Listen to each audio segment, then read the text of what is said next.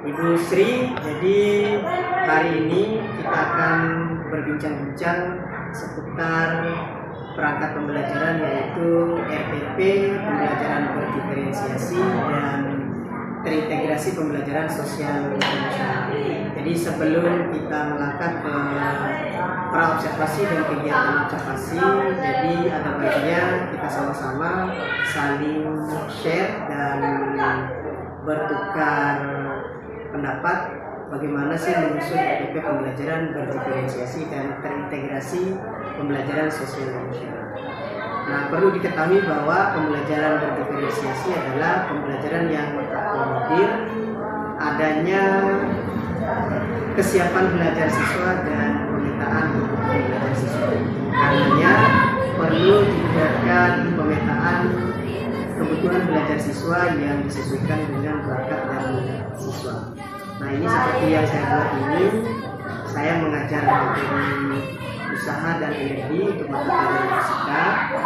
Nah, di sini tujuan pembelajaran saya adalah peserta didik diharapkan mampu menjelaskan konsep usaha, pengertian usaha dan energi, serta nanti akan dituangkan dalam tugas berupa rangkuman materi usaha dan energi. Nah, berkaitan dengan tugas untuk membuat rangkuman ini agar bisa menerapkan pembelajaran berdiferensiasi. Nah, di sini yang saya harapkan salah satunya adalah diferensiasi produk. Jadi hasil yang menjadi karya siswa nanti adalah tagihan tugas. Nah, nanti ada berupa video, berupa PowerPoint, berupa poster, kemudian kita konsep. Nah, ini sesungguhnya harus kita lakukan pemetaan dulu. Jadi siapa-siapa siswa yang berminat pada jenis tagihan video, PowerPoint, poster, dan kita konsep. Jadi kurang lebihnya seperti itu. Kemudian kita beralih ke format RPP. Jadi secara umum sama dengan RPP yang sudah pernah kita buat selama. Nah, di sini membuat identitas satuan pendidikan. Ini ada mata pelajaran, kelas dan semester, materi pokok, kemudian alokasi waktu. Nah, berikut ada kompetensi inti, kemudian kompetensi dasar, dan ada tujuan pembelajaran. Nah, di sini yang menjadi titik penekanan utama kita adalah pada tahap kegiatan pembelajaran atau skenario pembelajaran. Ini salah satu contoh RPP yang sudah saya buat, Bu Sri, yang sudah saya integrasikan dengan kegiatan pembelajaran berdiferensiasi dan pembelajaran sosial. Ini bisa kita lihat di kegiatan pendahuluan.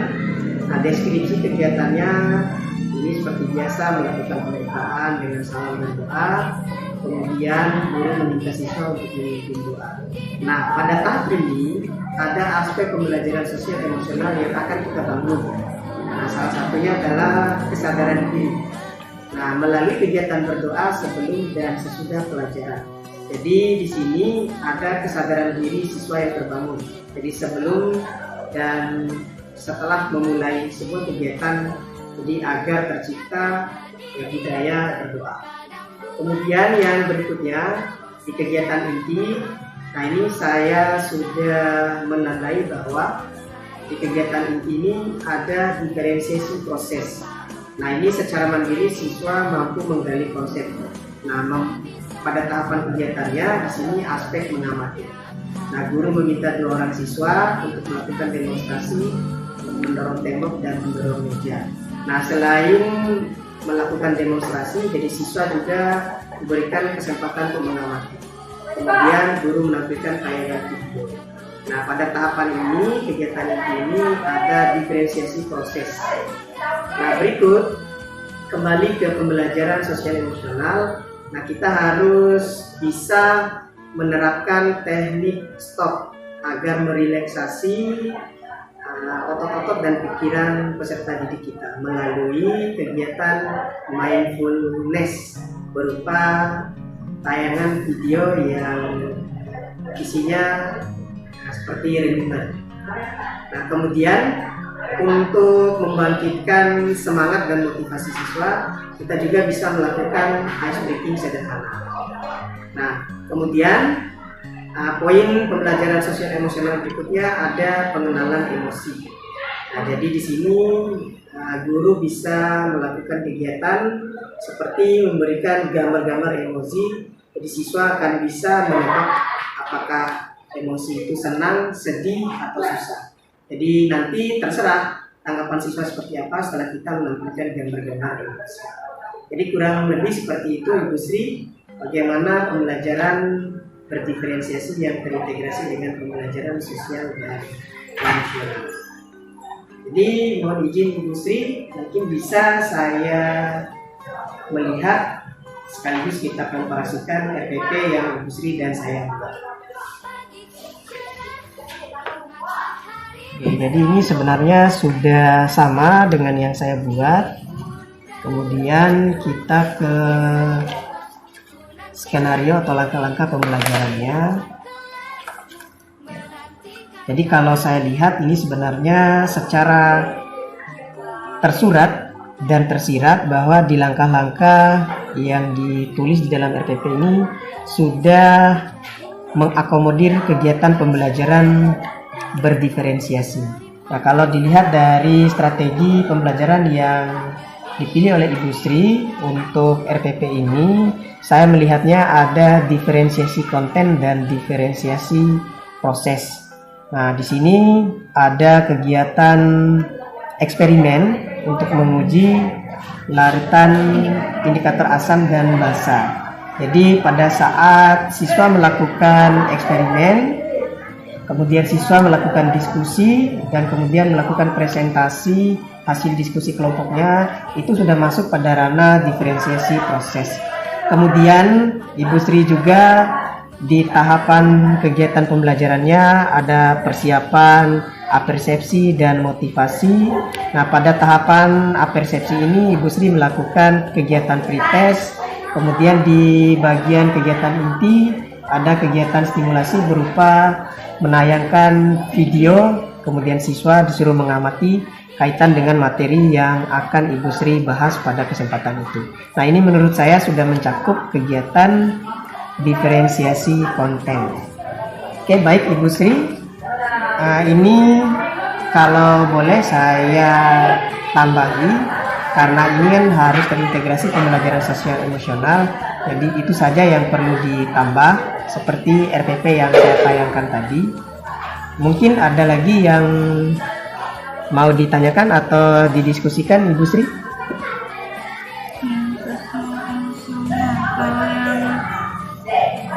Budaya sekolah religius itu masuk sosial emosional atau bagaimana? Iya, budaya sekolah religius itu sudah masuk di pembelajaran sosial emosional pada PSE kesadaran diri. Nah, ini tinggal diberikan pemetaan-pemetaan saja. Nah, tadi kan selain kesadaran diri, ada juga PSE kemampuan berelasi. Jadi dalam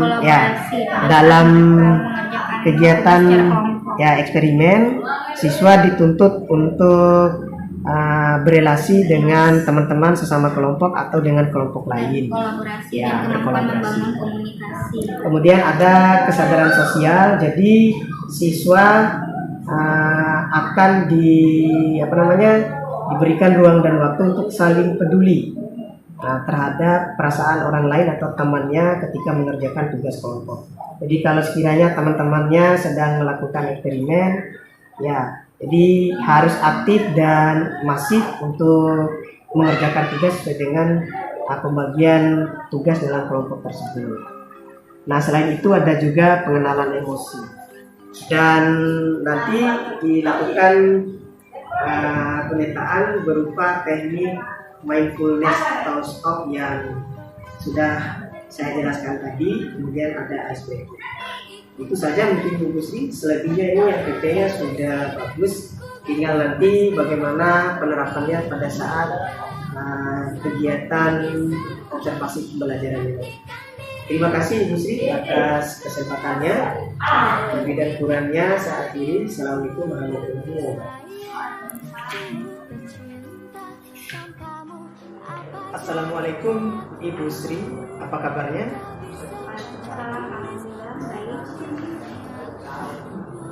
Jadi alhamdulillah, sebelumnya saya mohon maaf nih Ibu Sri, Jadi kemarin sesuai dengan yang kita bicarakan sebelumnya, bahwa saya akan melaksanakan kegiatan supervisi akademik kepada rekan sejawat secara klinis. Jadi supervisi akademik itu sesungguhnya merupakan sebuah proses yang memberdayakan, karena nantinya akan bisa meningkatkan performa mengajar dan dapat mencapai atau tujuan daripada pembelajaran itu tercapai. Jadi seperti itu, Bu Sri.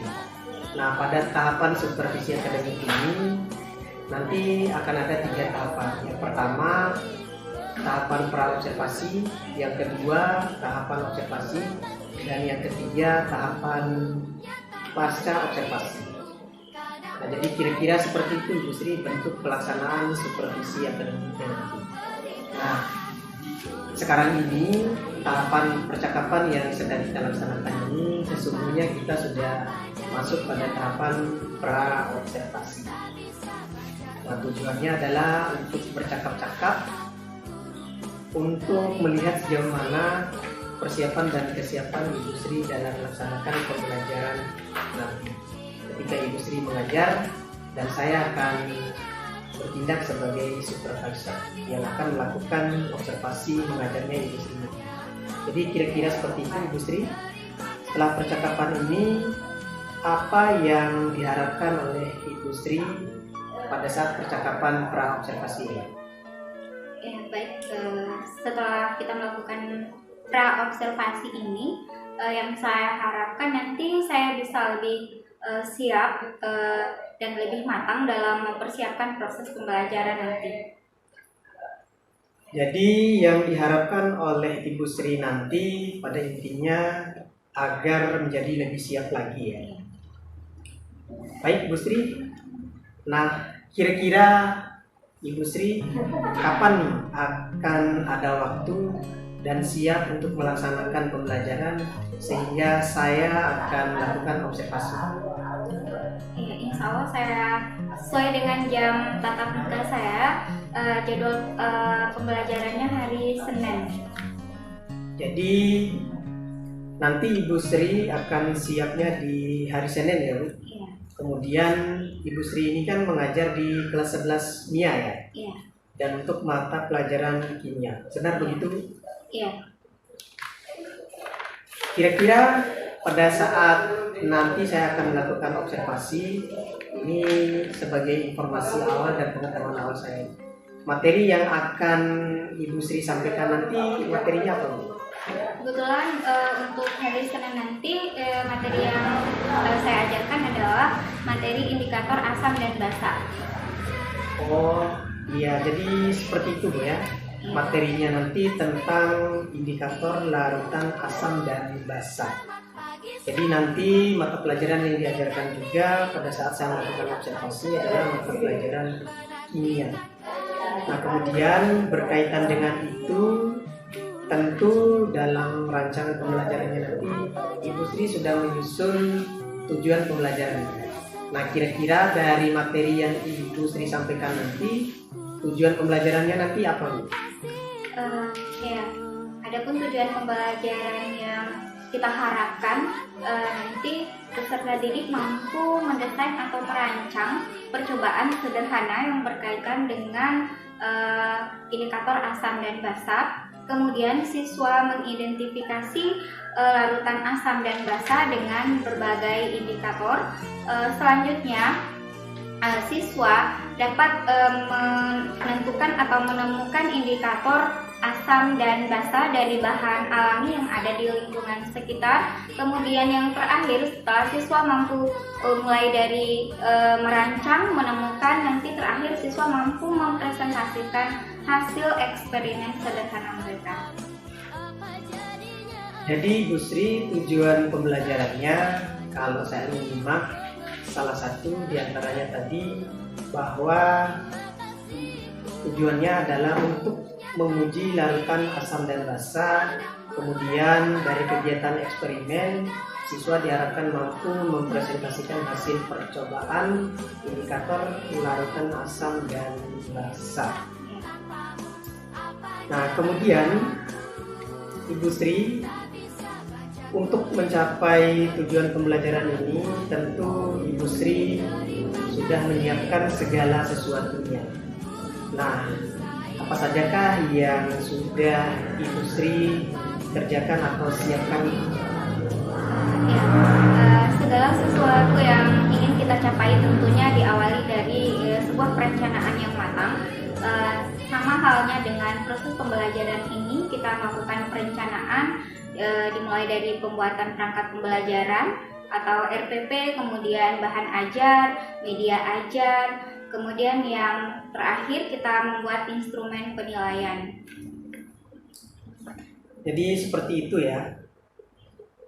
Tadi diawali dengan persiapan perangkat pembelajaran, diantaranya ada RPP, media pembelajaran, LKPD, dan alat evaluasinya. Tentu Ibu Sri sudah menyiapkannya dengan baik. Jadi menurut saya itu bagus, Bu Sri. Nah, kemudian apa sebabnya nih Ibu Sri? Nanti pada saat pembelajarannya, Ibu Sri itu kan ada fokus atau konsen pada mata pelajaran kimia. Kira-kira apa yang menyebabkan seperti itu, Bu Sri? Kimia itu dianggap abstrak atau sulit bagi kebanyakan orang, termasuk peserta didik.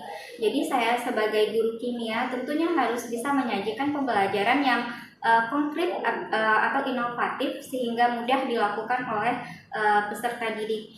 Makanya saya pada pembelajaran ini menggunakan metode pembelajaran yang berwawasan lingkungan, di mana siswa sendiri yang menjadi student centernya atau yang melakukan proses pembelajaran itu sendiri atau yang melakukan eksperimen, dimulai dari menyiapkan bahan praktikum itu dilakukan oleh siswa sendiri. Mereka melakukan rancangan percobaan, melakukan percobaan sampai mempresentasikan hasil itu dilakukan oleh peserta didik itu sendiri, sehingga mereka benar-benar bisa merasakan proses pembelajaran itu. Jadi dari metode yang Ibu Sri terapkan, jadi ada pengalaman belajar secara langsung yang didapatkan oleh siswa. Betul. Nah, kemudian juga yang saya pahami dari penjelasan Ibu Sri sampaikan barusan, tentu itu berkaitan dengan kesiapan belajar siswa. Nah, kemudian kemampuan belajar siswa. Nah, sesungguhnya kemampuan belajar siswa itu beragam dan heterogen. Ada anak yang kemampuan belajarnya cepat, sedang, dan lambat atau kurang.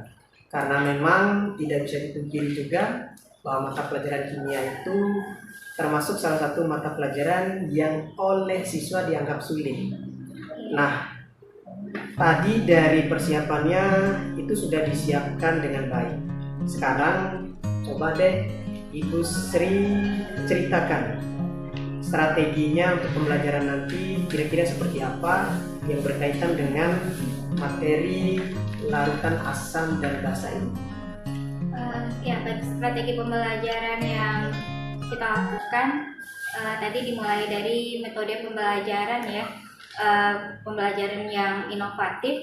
Di sini kita menerapkan metode pembelajaran problem based learning, atau kita memberikan permasalahan kepada siswa dan siswa menemukan penyelesaiannya sendiri. Tentu guru menjadi fasilitatornya. Kemudian strategi di dalam kelasnya kita mau mengelompokkan siswa itu sendiri, di mana siswa ini tentu dengan karakter atau warna yang berbeda. Ada yang masuk kategori pembelajar cepat, pembelajar sedang, dan pembelajar lambat. Nah, dari ketiga kategori ini kita mengharapkan terjadinya kolaborasi yang baik antara peserta didik maupun guru itu sendiri. Jadi strateginya kita mengelompokkan siswa secara heterogen, kemudian guru nanti sebagai fasilitator pembelajaran, dan tentunya sudah ada LKPD yang disiapkan oleh guru sebagai alat bantu bagi peserta didik dalam melakukan percobaannya. sebelumnya pembelajaran yang Ibu Sri akan laksanakan nanti sudah ada pengkondisian kelompok siswa. Jadi dibentuk kelompok yang heterogen. Jadi ini menurut saya jadi sudah bagus karena memang untuk membuat kelompok siswa itu jadi harus diperhatikan karakteristik siswa yang beragam. Kemudian sesuai dengan yang Ibu Sri jelaskan barusan, jadi saya merasa itu sudah bagus kan. Nah, kenapa kemudian saya mengapresiasinya seperti itu, bahwa dari penjelasannya tadi, pemaparannya tadi, Ibu Sri tentu sudah menyiapkannya dengan baik dan matang. Tentu ada beberapa pertimbangan yang Ibu Sri ambil, di antaranya adalah tentang kesiapan belajar siswa. Kemudian Ibu Sri memutuskan untuk menggunakan strategi-strategi yang digunakan. Nah, berkenaan dengan itu, tentu Ibu Sri di sini sudah menerapkan pembelajaran yang berdiferensiasi. Karena tadi dari strategi yang dipakai, Ibu Sri mempertimbangkan kesiapan belajar siswa dan kebutuhan belajar siswa. Nah, ini sesungguhnya sudah masuk pada pembelajaran berdiferensiasi. Nah, apa itu pembelajaran berdiferensiasi? Yaitu pembelajaran yang memenuhi kebutuhan belajar. Nah, kemudian nanti dalam pelaksanaannya, pembelajaran yang Ibu Sri lakukan nanti akan ada langkah-langkah atau bantuan-bantuan yang dapat Ibu Sri terapkan pada saat pembelajarannya nanti, sehingga dapat mengakomodir kesiapan belajar dan kebutuhan belajar siswa. Nah, kira-kira langkah-langkah apa itu Ibu Sri yang akan diterapkan nanti? Ya, pada saat proses pembelajaran, tugas saya sebagai guru atau fasilitator pembelajaran, tentu saya memberikan bantuan atau arahan kepada peserta didik. Karena dalam kelompok tadi, sesuai dengan yang sudah saya jelaskan, mereka tidak terdiri dari hanya pembelajar cepat, tentu ada pembelajar sedang dan lambat. Tentu ada kendala-kendala yang dihadapi oleh siswa pada saat proses pembelajaran. Jadi setiap kendala atau kesulitan yang dihadapi oleh siswa, tugas saya di situ adalah mengarahkan mereka untuk melakukan pembelajaran atau eksperimen. Di sini konteksnya mereka melakukan eksperimen sehingga langkah-langkah yang mereka lakukan itu sesuai. Nah, begitu pula jadi saya harus mengontrol setiap kelompok itu apa yang menjadi kendala bagi mereka. Nah, ada juga tipe-tipe peserta didik yang pasif atau kurang aktif. Nah, di situ saya memberikan bantuan atau motivasi kepada mereka agar mereka lebih aktif dan mau mengambil bagian dalam proses pembelajaran itu sendiri. Jadi tugas saya atau bantuan yang saya berikan kepada siswa adalah saya mengontrol mereka bagaimana proses terjadinya pembelajaran atau eksperimen yang mereka lakukan, kemudian kesulitan-kesulitan yang mereka hadapi itu seperti apa, sehingga saya memberikan bantuan arahan bagi mereka. Di kegiatan pembelajaran yang Ibu Sri akan laksanakan nanti akan ada kegiatan eksperimen. Nah, di sini tentu Ibu Sri memberikan panduan berupa langkah-langkah atau tata cara melakukan eksperimen. Kemudian juga akan ada arahan-arahan agar siswa nanti dapat secara aktif dan bekerja sama dalam kelompok. Jadi menurut saya ini sudah bagus. Nah, kemudian dari sisi perencanaan yang disiapkan juga sudah bagus. Nah, strategi yang diberikan, kemudian bantuan yang diberikan juga, ini saya rasa sudah dipersiapkan dengan baik. Nah, berbicara supervisi akademik ini tentu erat kaitannya dengan pengembangan kompetensi. Nah, kira-kira area pengembangan kompetensi seperti apa yang nantinya ingin dicapai oleh Ibu Sri? Ya, dalam setiap melakukan proses pembelajaran, tentu yang ingin saya capai adalah pengembangan diri bagi diri saya, dan terkait tugas saya sebagai seorang pendidik, di mana pendidik itu harus memiliki 4 kompetensi, yaitu kompetensi pedagogik, profesional, kompetensi sosial, dan kompetensi kepribadian. Secara kompetensi pedagogik, saya di sini dituntut untuk menyajikan pembelajaran yang inovatif sehingga membuat siswa saya tertarik dan merasa senang ketika melakukan pembelajaran kimia.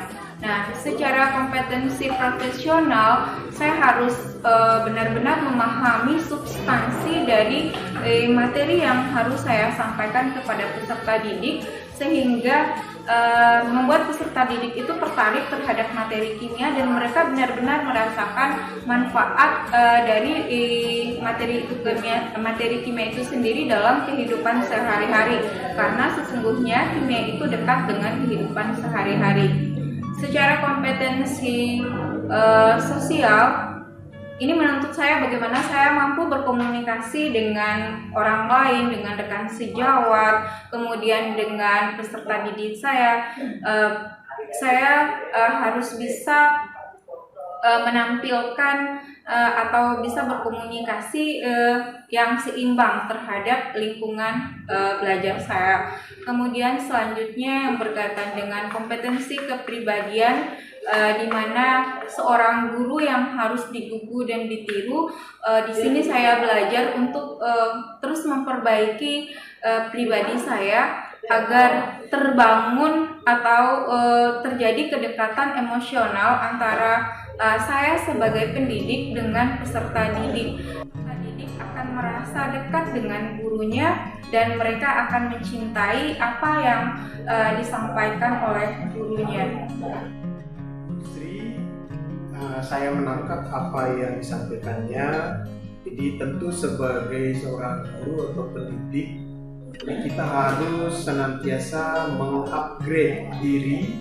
Kemudian kalau boleh saya simpulkan, nah pada penjelasan itu tentu area pengembangan yang ingin dicapai oleh Ibu Sri diantaranya adalah kompetensi profesional dan pedagogik, kemudian kompetensi sosial dan kepribadian. Itu yang berkaitan dengan strategi untuk mencapai area pengembangan yang ingin dicapai tadi, yaitu kompetensi pedagogik atau profesional, kemudian kompetensi sosial dan kepribadian. Nah, yang saya simak dari penjelasannya, jika boleh saya mendetailkannya bahwa adanya LKPD yang disiapkan, yang disesuaikan dengan kesiapan belajar, kemudian alat dan bahan, kemudian media ajar yang dipilih, itu masuk dalam ranah pembelajaran berdiferensiasi. Nah, berkaitan dengan LKPD, alat dan bahan, kemudian media, itu masuk pada diferensiasi konten. Kemudian berkaitan dengan kegiatan eksperimen, diskusi, dan presentasi hasil diskusi yang disampaikan oleh siswa secara berkelompok tadi, itu sesungguhnya masuk pada ranah diferensiasi proses. Nah, kemudian yang saya amati dari penjelasan Ibu Sri tadi bahwa kesiapan belajar murid dan kebutuhan belajar murid itu merupakan salah satu konsen dan fokus pembelajaran berdiferensiasi.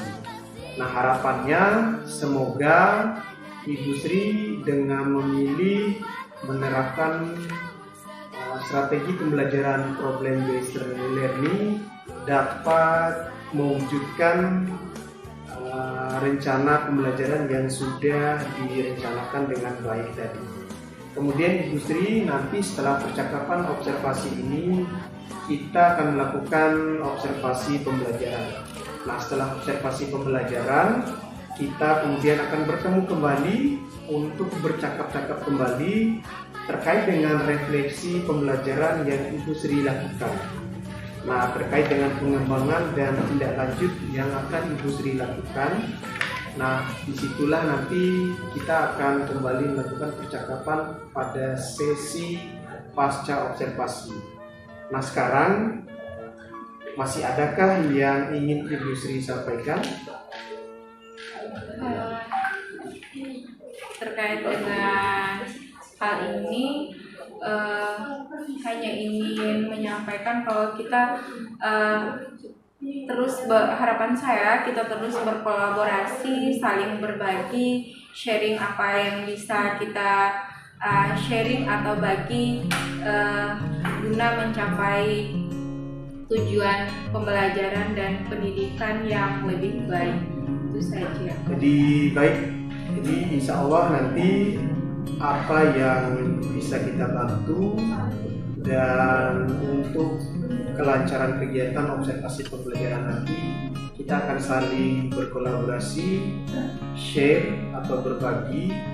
Nah, sebelum kita menutup sesi percakapan pra-observasi ini, Bu Sri, tentu saya mengharapkan bahwa di perangkat pembelajarannya nanti RPP-nya itu sudah dibuat RPP yang mengintegrasikan pembelajaran berdiferensiasi dan pembelajaran sosial emosional.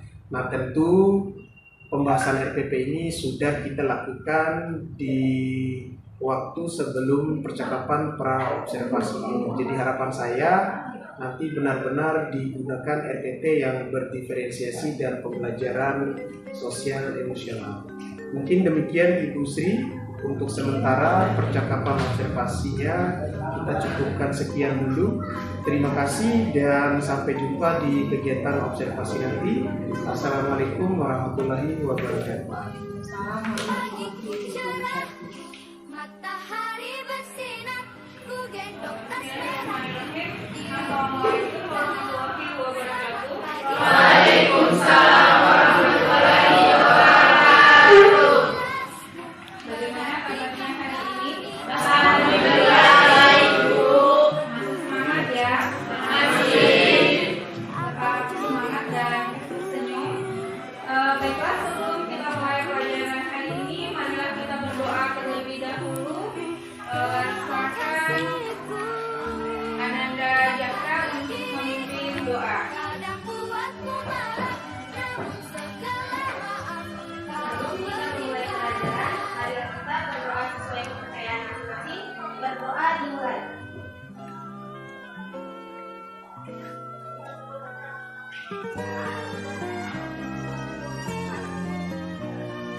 Berdoa selesai. Terima kasih kepada Ananda Jaka. Selanjutnya akan masuk atau cari kehadiran Menantikan dirimu, yang tidak hadir. Aan Setiawan keterangannya Ayu Fitriani, kemudian sama Yoliansa. tak bisa baca tulis. Baik, pada kesempatan kali ini kita akan mempelajari tentang materi Nyatanya diri Materi asam dan pada pertemuan sebelumnya kita sudah masuk ke materi asam basa, apa itu asam dan basa dengan berbagai teori dari ahli kimia. Nah, untuk pertemuan sekarang kita akan masuk ke indikator asam dan basa. Ada tujuan yang ingin kita capai pada pertemuan hari ini. Yang pertama adalah Ini kan aku aja bersama-sama, terus yaitu sesekali dengan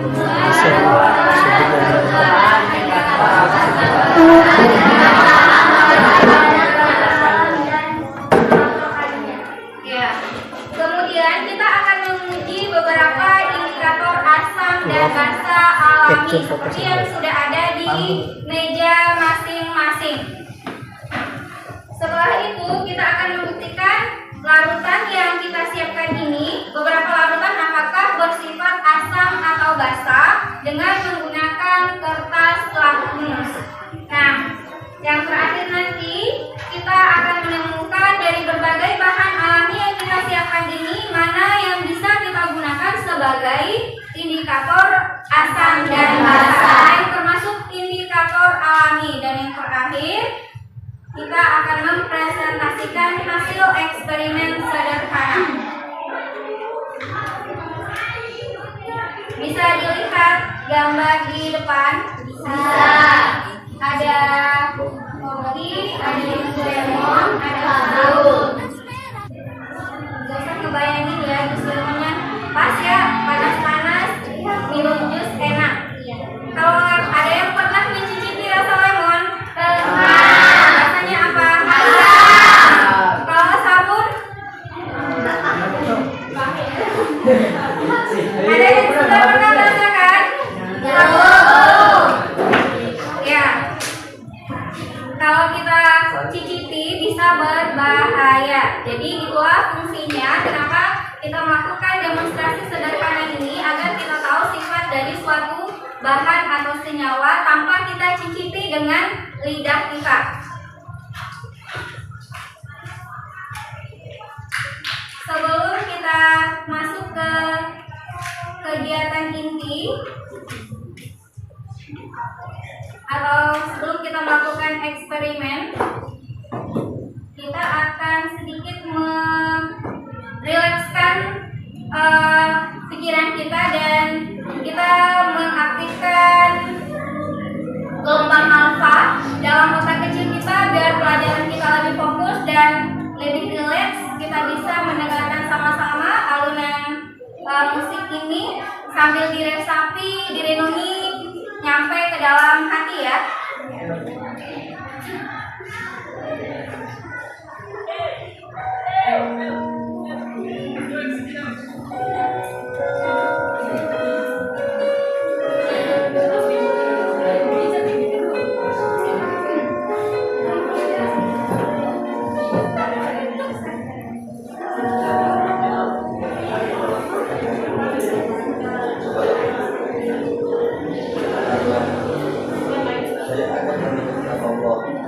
Saya dilahirkan oleh ibu saya. Saya ingin agar menjadi anak yang berguna bagi keluarga. Bisa dengar semua? Orang tua saya mendidik saya dengan kasih sayang. Orang tua mencintai anaknya dengan berbakti, tak ada yang dilewatkan. Mengingatkan beberapa tahun lalu saat kita dikandung oleh orang tua, betapa bahagianya mereka mengharapkan anak yang lahir adalah anak yang berbakti dan selalu sayang kepadanya. Kami coba renungkan apakah seperti itu saat melahirkan kita, orang tua kita merasakan sakit yang amat sangat, menangis kesakitan antara hidup dan mati, bahkan mungkin jika diberi pilihan oleh Tuhan antara menyelamatkan nyawanya atau menyembelihnya, pastilah ia akan memilih menyelamatkan janjinya. Pasti sehat, pasti tersenyum, tapi cobalah perhatikan ketika mereka sedang tidur. Perhatikanlah, rambut mereka makin memutih, kulit mereka makin terkerut, sinar wajahnya makin meredup. Masihkah kalian belum sadar? Kata-kata yang telah kita ucapkan yang kadang membuat mereka terbangun di tengah malam untuk menangisi kata-kata kasar. Bukankah itu? Namun, mengapa tidak pernah menyadari? Mengapa kita tak mau minta maaf? Ingatlah, tak ada yang menjamin bahwa kita akan tetap ada dalam kita dalam penuh bawah. Mungkin kita dalam merasakan kasih sayang yang kita temui adalah seorang yang telah berbunyi tamu di atas lembaran dari tambang. Jika kita ingin menyakiti hati mereka, membuat mereka menangis karena anaknya yang selalu mendekatnya dan meninggalkannya dalam kemarahan. Saat ini kita senang bahagia jauh dari orang tua kita. Tapi pernahkah kita berpikir apakah orang tua saya dari sana bahagia saat kita mengatakan kejadian. Ya, itulah sedikit renungan ya, istilahnya untuk kita, bukan hanya untuk kalian, tapi kita semua termasuk ibu. Nyampe gak ke hatinya? Kalau benar-benar serius, fokus, akan nyampe. Tapi kalau hati kita tidak tersentuh dengan kata-kata tadi, tanyakan ada apa dengan hatimu. Baik, sebelum kita lanjut, kita akan sedikit merefresh ya kemampuan dan ingatan kita dengan melakukan pretest. Linknya sudah Ibu share di grup WA. Ada juga di sini bagi yang semua pegang HP kan?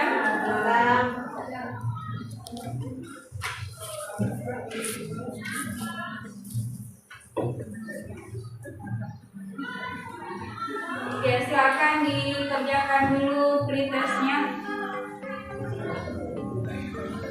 Haris, pakai kertas sama golpen saja ya. Ya, sudah selesai.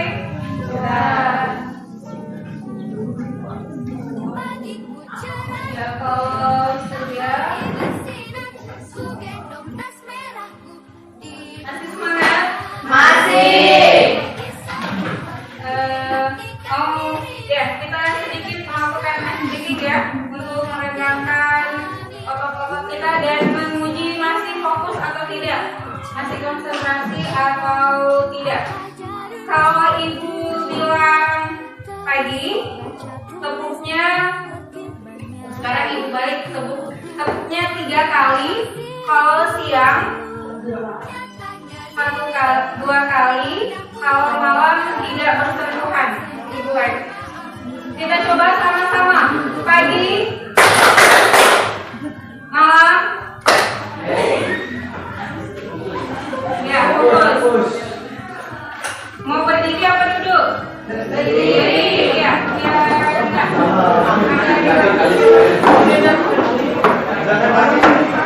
pagi, malam, siang, pagi,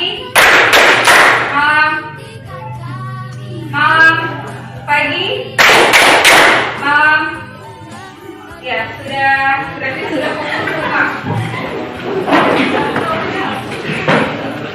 Apa sih yang dimaksud dengan indikator?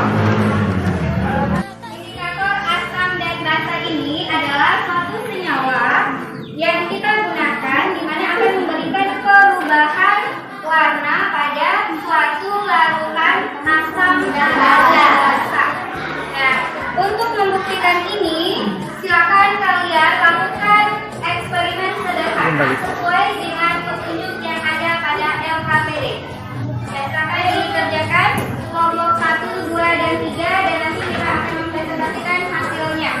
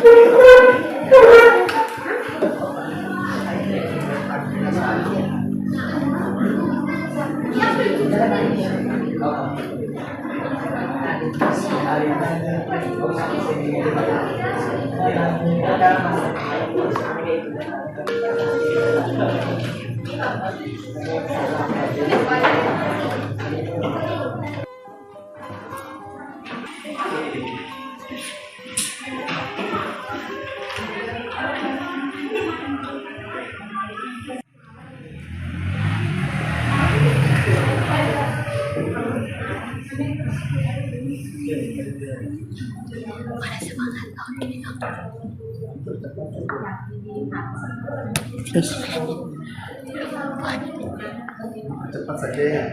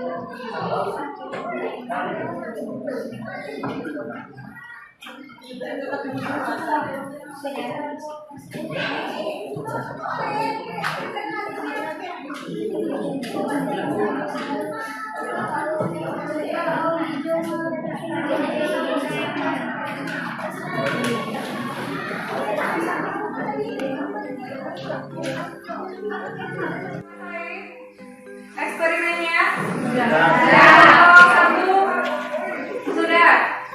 Kelompok 2 sudah. Kelompok 3 sudah. Berarti siap ya untuk presentasi mulai dari kelompok 1. Silakan kelompok 1 untuk presentasi. Ya, silakan kelompok 1 untuk presentasi. Setelah kami melakukan percobaan dari hasil menggunakan kertas lakmus dari berbagai larutan. Di sini kami menggunakan ada larutan urea, larutan sabun, larutan kapur, cuka, ada air jeruk, dan larutan garam. Di sini kami mendapatkan bahwa larutan jeruk itu mengandung berubah warna menjadi warna merah pada kertas lakmusnya, menandakan bahwa larutan jeruk itu bersifat asam. Larutan natrium klorida atau garam memiliki warna netral. Ya, kertas lakmusnya boleh ditunjukkan ya ke teman-temannya. Ini adalah warna kertas lakmus dari larutan natrium klorida berwarna netral. Ada larutan cuka. Larutan cuka berubah warna kertas lakmus menjadi warna merah, menandakan bahwa larutan cuka bersifat asam.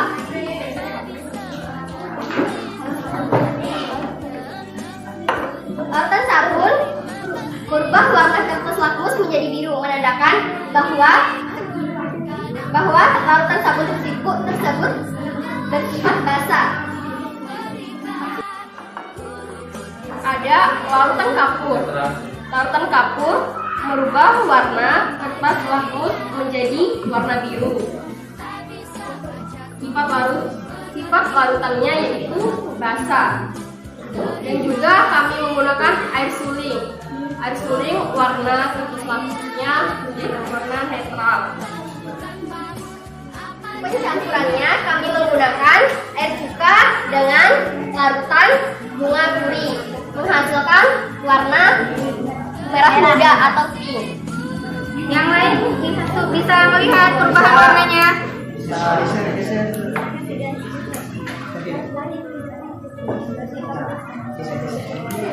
Ya, bisa dilihat ya perubahan warnanya. Suka warnanya bening. Dicampur dengan bunga duri yang warna hijau menghasilkan warna pink. Ya, silakan lanjut. Sudah selesai? Ada satu lagi. Ya, lanjut.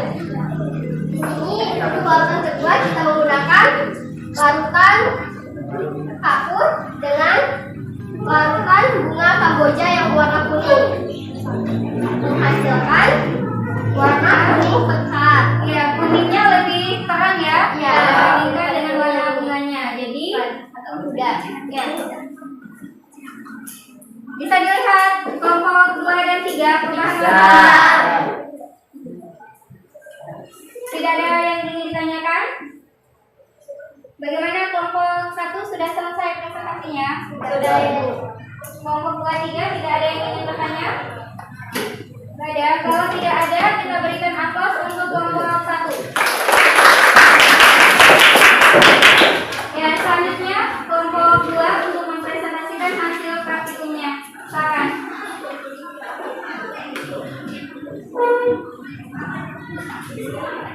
Bismillahirrahmanirrahim. Assalamualaikum warahmatullahi wabarakatuh. Waalaikumsalam warahmatullahi wabarakatuh. Terima kasih kepada guru karena sudah memberikan kesempatan untuk kami berpresentasi. Percobaan dan kertas lakmus yang kami dapatkan adalah ada air jeruk yang dicelupkan dengan kertas lakmus berubah warna menjadi warna merah dan tergolong asam. Sedangkan larutan kedua kami menggunakan air garam yang tergolong netral. Kelompok lain bisa mendengarkan? Bisa. Netral itu berarti kertas lakmusnya Tidak berubah warna. Larutan ketiga kami menggunakan air cuka yang merubah warna kertas lakmus menjadi warna hingga yang tergolong asam. Yang berdiri di depan boleh pegang kertas lakmus ya, tunjukkan ke temannya. Larutan keempat kami menggunakan air sabun yang merubah warnanya menjadi warna biru dan tergolong basah.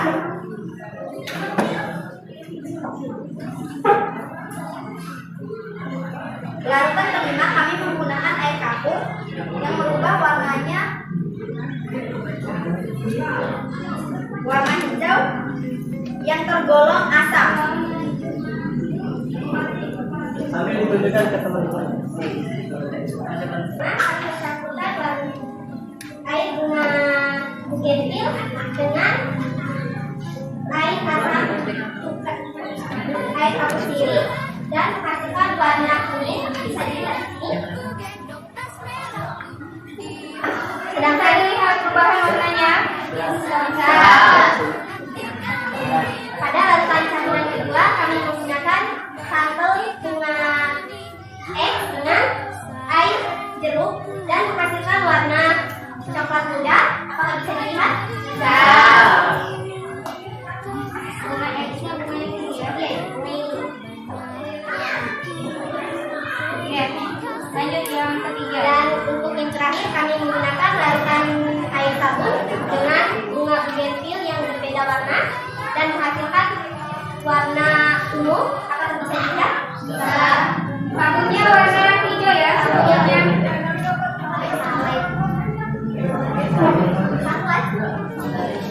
Ya, bagaimana kelompok 2? Sudah selesai presentasinya. Untuk kelompok lain, apakah ada yang ingin bertanya? Tidak ada. Kalau tidak ada, kita berikan aplaus untuk kelompok 2. Sekian presentasi dari kami. Wassalamualaikum warahmatullahi wabarakatuh. Selanjutnya kelompok 3. Silakan kelompok 3 untuk presentasi. Baik, kami kelompok 3 akan mempresentasikan hasil pengujian kami dalam melakukan yang pertama kami menguji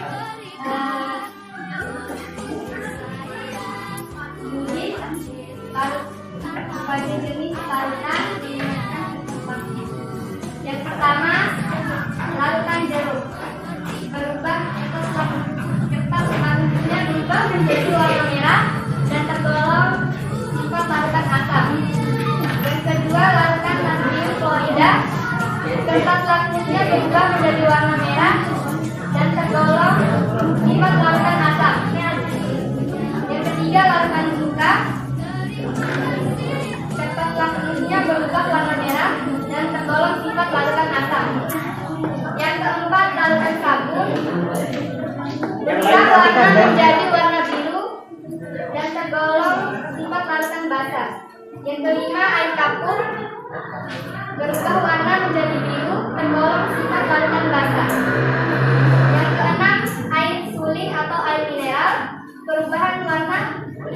tidak terjadi perubahan warna pada kertas lakmus, artinya sifat larutannya netral.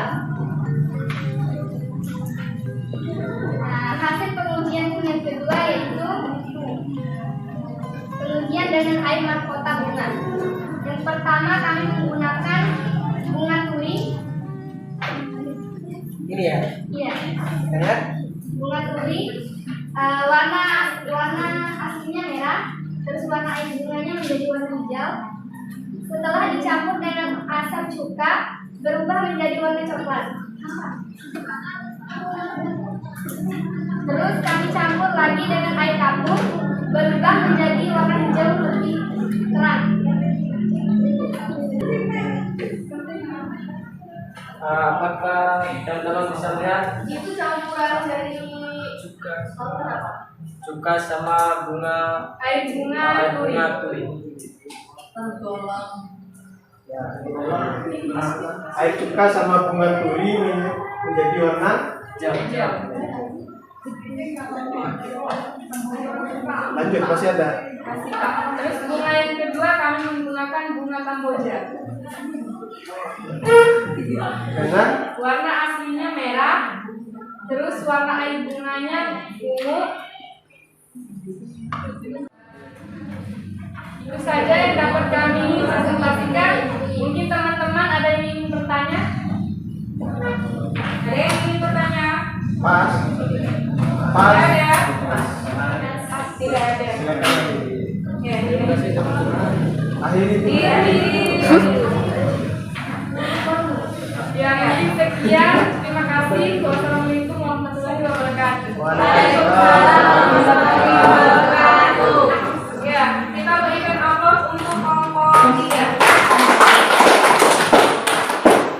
Ya, itulah presentasi dari ketiga kelompok yang telah melakukan eksperimen sederhana dan yang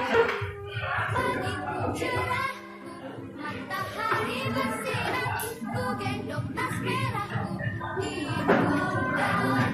Selamat pagi semua, praktikan dirimu di depan kelas, menantikan.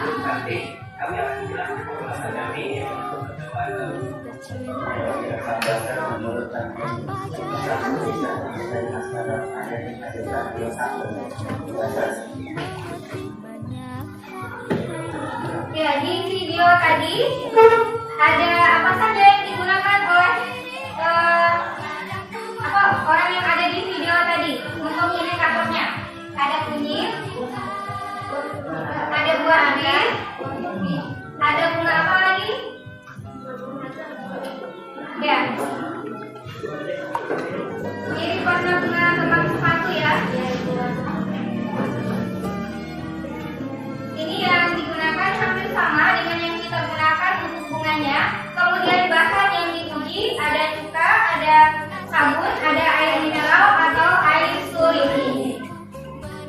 Nah, dari eksperimen yang kalian lakukan tadi, ada beberapa larutan, ada jeruk, ada natrium klorida, ada sabun dan ada air suri. Yang pertama kita uji sifat asam basanya dengan menggunakan jeruk memberikan warna apa tadi? Warna merah. Kemudian natrium klorida memberikan perubahan warna pada kertas lakmus. Sabun warna biru. Kemudian air suri netral. Apabila kertas lakmusnya merah, maka sifatnya asam. Kalau tidak memberikan perubahan warna berarti sabun memberikan perubahan warna lakmus yaitu menjadi biru artinya bersifat basah. Air suling netral. Makanya air suling itu aman untuk kita konsumsi karena pH-nya netral atau tidak bersifat asam maupun basah. Nah, itu untuk menguji larutan asam dan basah menggunakan kertas lakmus. Sekarang kita akan menguji berbagai bahan yang ada di sekitar kita atau di lingkungan sekolah kita, apakah bisa digunakan sebagai indikator alami dalam menguji larutan asam dan basah. Yang kelompok 1 tadi menggunakan bunga apa saja? Bunga bunga kembang sepatu, bunga kamboja, bunga turi. Ya, pada pencampuran bunga turi dengan tika memberikan perubahan warna tidak? Memberikan. Bunga turi warnanya merah. Cairan larutannya atau hijau. Ditambah cuka yang warnanya bening menghasilkan warna merah muda. Ada perubahan warna. Kalau bunga turi dicampur dengan sabun, warnanya bagaimana tadi? Bisa pakai air kapur. Iya, air kapur. Kalau air kapur bagaimana? Perubahan warnanya? Hijau. Dari air kapur warna putih, kemudian bunga turinya hijau, ini menghasilkan warna hijau muda yang tentu berbeda. Nah, dari peristiwa ini apa yang bisa kita simpulkan? Setiap bahan yang kita gunakan atau bunga, mahkota bunga yang kita gunakan ini jika dicampurkan dengan asam dan basa memberikan perubahan warna yang berbeda dari larutan asam atau basa, maka mahkota bunga tersebut atau bahan alami tersebut bisa kita gunakan sebagai indikator asam dan basa. Jadi indikator asam dan basa itu adalah suatu senyawa yang bisa memberikan perubahan warna pada larutan asam dan basa. Sampai di sini bisa dipahami? Ada yang ingin ditanyakan tentang indikator asam basa dan sifat asam basa dari larutan yang kita gunakan tadi?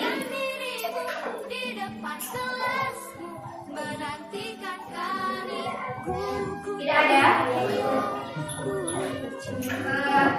Ya, kalau tidak ada, Ibu memberikan apresiasi kepada kalian semua karena hasil eksperimen dan presentasinya sangat bagus. Aplaus untuk kita semua. Ya, sebelum kita lakukan post-test, Ibu ingin memberikan kesempatan kepada kalian siapa yang ingin menyimpulkan dari materi dari pembelajaran kita hari ini, mulai dari awal sampai akhir tadi.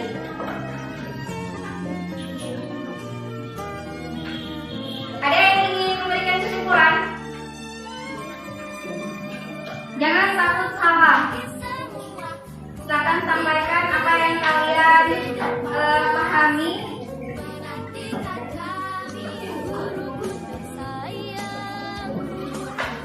Atau kita simpulkan bersama-sama. Ya, sekarang kita simpulkan bersama-sama. Larutan asam adalah larutan yang memberikan warna pada kertas lapis. Sedangkan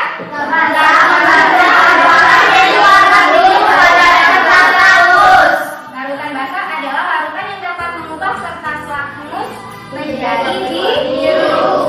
Kemudian selanjutnya berbagai mahkota bunga tadi apabila memberikan perubahan warna pada larutan asam dan basa maka bisa digunakan sebagai apa? Indikator asam dan basa. Nah, itulah kesimpulan yang bisa kita dapatkan pada pertemuan kita kali ini. Jadi kalian bisa menggunakan bahan alam itu sebagai bahan pembelajaran kita untuk materi asam dan basa. Diingat ya, bahan-bahan yang digunakan. Dan untuk menguji kemampuan kalian, untuk menguji pemahamannya, kita akan melakukan post-test. Silakan dibuka link yang sudah Ibu share di grup WA.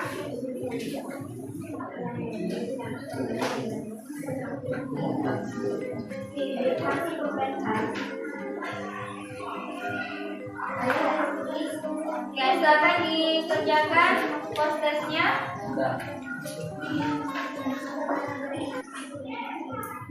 Dan pada pertemuan selanjutnya kita masuk ke materi perhitungan pH asam basa ya.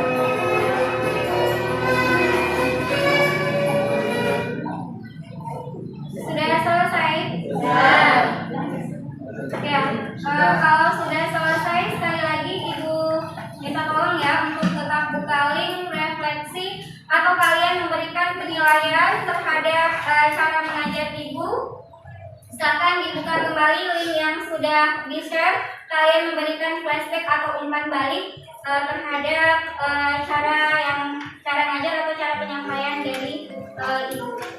Silakan.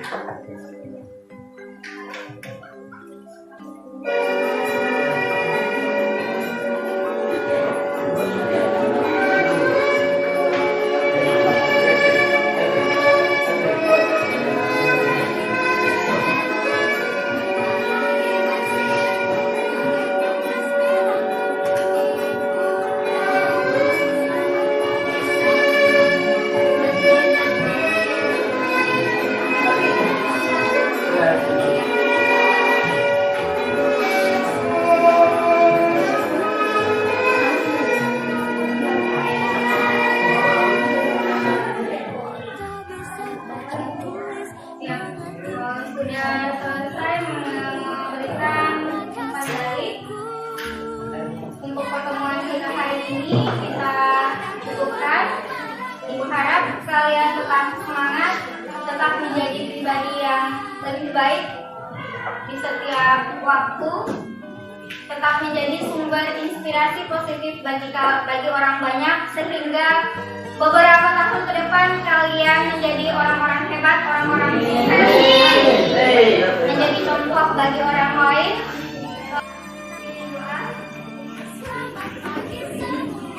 Sebelum kita menutup pelajaran kita hari ini, mari kita berdoa bersama.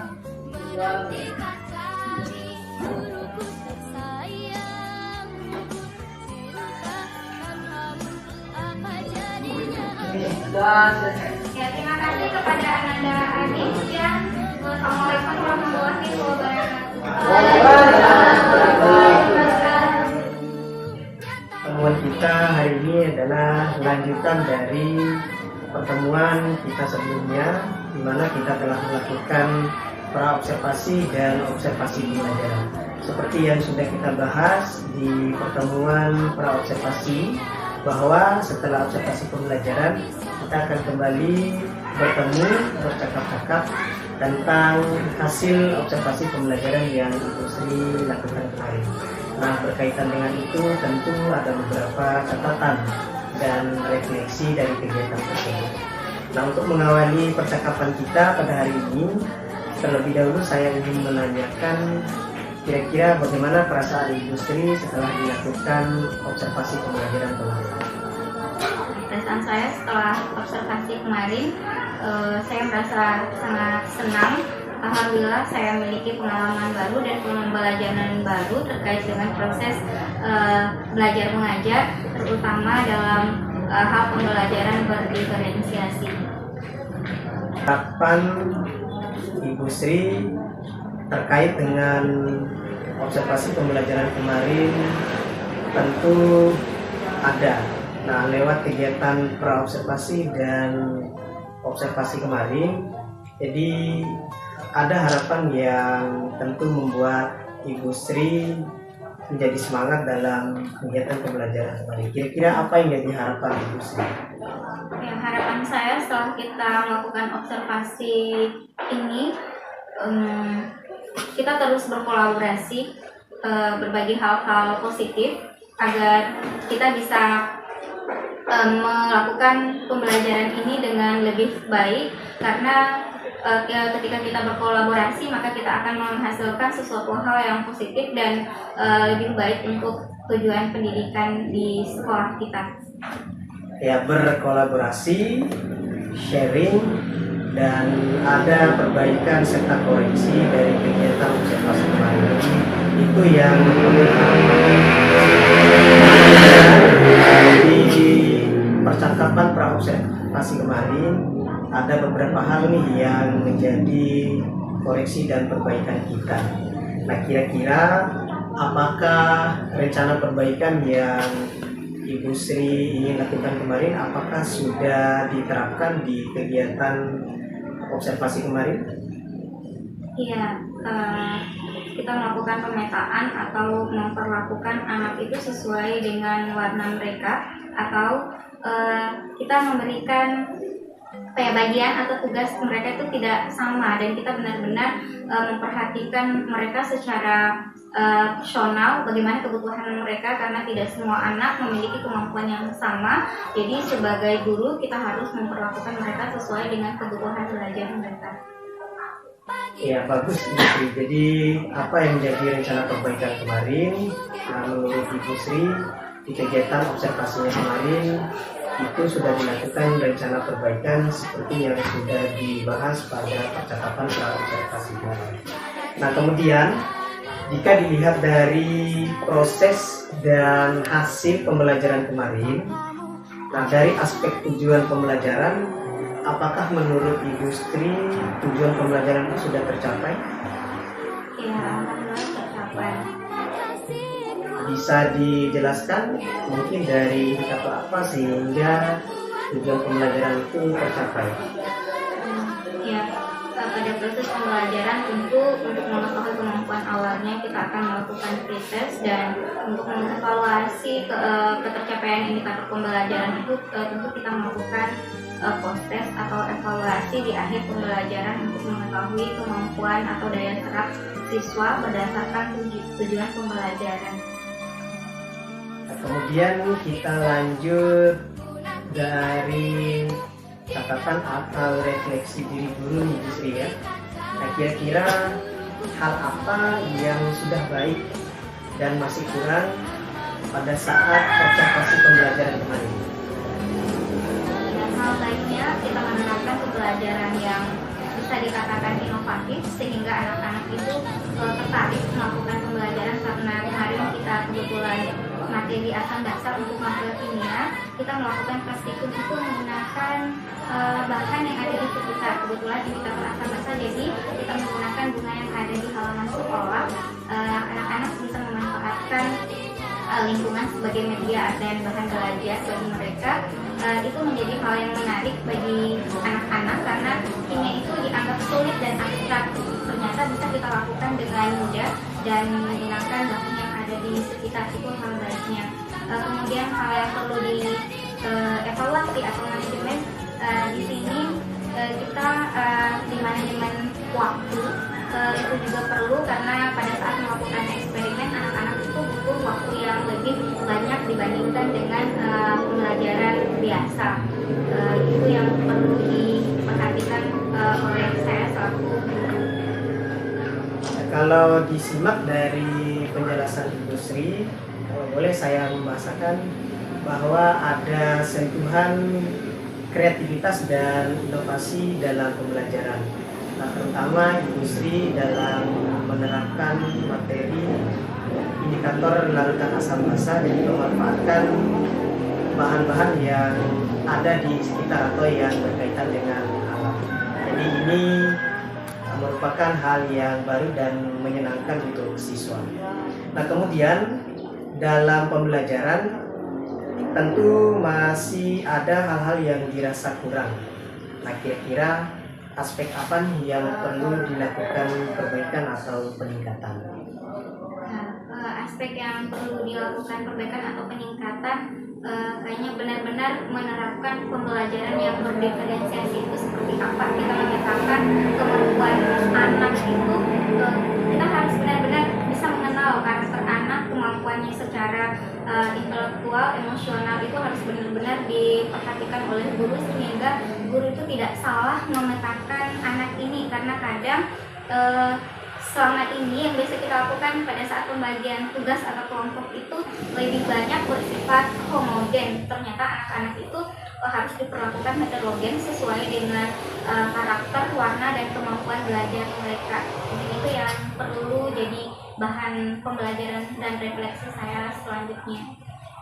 Ya, jadi hal yang menjadi konsen untuk perbaikan dan peningkatan industri salah satunya adalah memaksimalkan pemetaan kesiapan dan kebutuhan belajar siswa.